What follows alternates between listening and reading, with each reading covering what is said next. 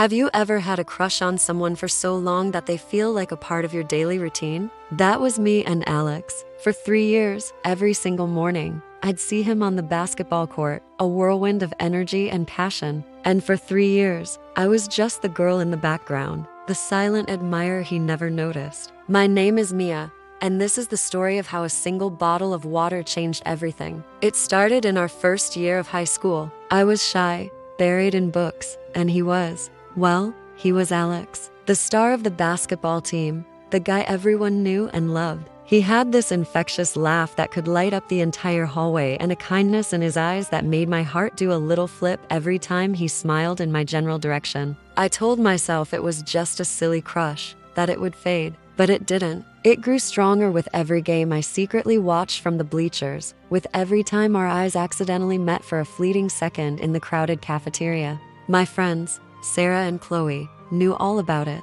"Just go talk to him, Mia," Sarah would say, nudging me whenever he walked by. "What's the worst that can happen?" Chloe would add, "He's not going to bite." But for me, it felt like climbing Mount Everest. The fear of rejection was paralyzing. What if he laughed? What if he was already with someone? What if he thought I was just some weird, quiet girl? So I stayed in my safe little bubble, content with my daydreams and the occasional, heart-stoppingly close encounter. One of our closest encounters happened in the library. I was reaching for a book on a high shelf, and of course, it was stuck. Suddenly, a hand reached over my head and easily pulled it down. It was him. "Here you go," he said, that famous smile making my cheeks burn. My heart was pounding so hard I was sure he could hear it. I managed to squeak out a thanks, and he just nodded and walked away. For the rest of the day, I replayed that 30-second interaction in my head a million times. It was the highlight of my sophomore year. My friends tried to set up situations for us to talk.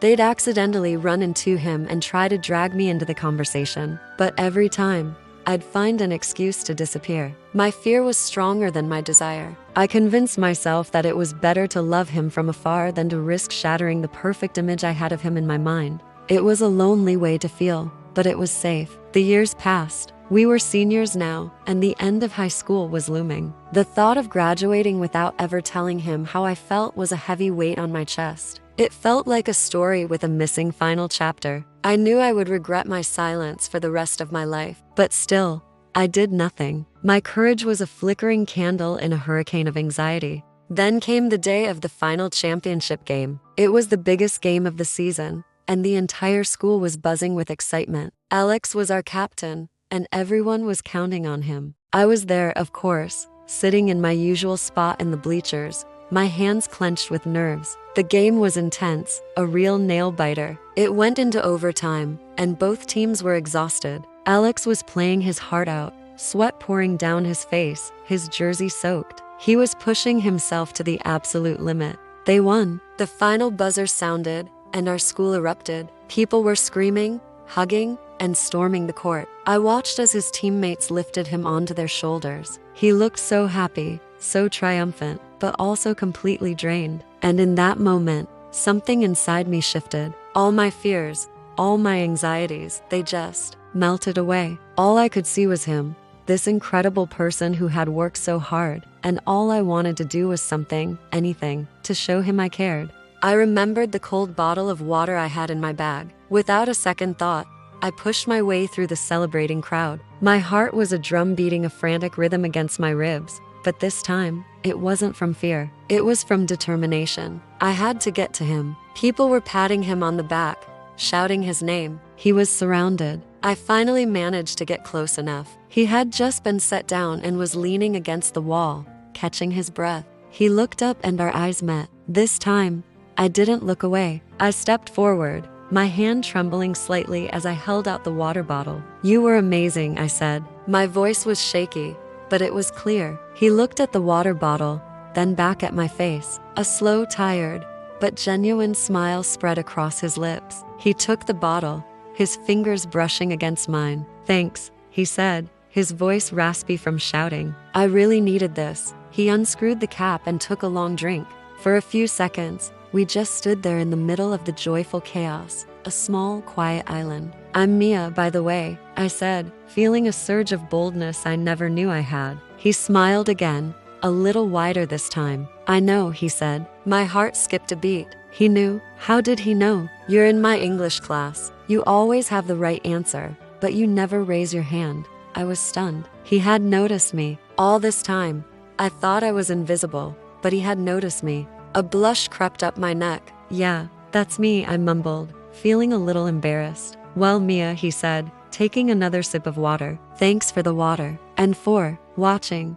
He gestured vaguely toward the bleachers. My mind was racing. Was this it? Was this my one and only chance? The little voice of fear started to whisper again, telling me to just walk away now, to not push my luck. But a louder voice, a new and braver voice, told me to stay. I've been watching for 3 years, I blurted out. The words just tumbled out of my mouth before I could stop them. Oh no, I'd said too much. It was too intense, too weird. I braced myself for a look of confusion or pity, but Alex didn't look weirded out. He just looked at me, really looked at me, a thoughtful expression on his face. The noise of the crowd seemed to fade away. 3 years? He repeated softly. I just nodded, unable to speak, my cheeks on fire. He was quiet for a moment, and it was the longest moment of my life. Then, he broke into a grin. Well, it's about time you came down from the bleachers, Mia. He leaned in a little closer, and the scent of sweat and victory was overwhelming. You know,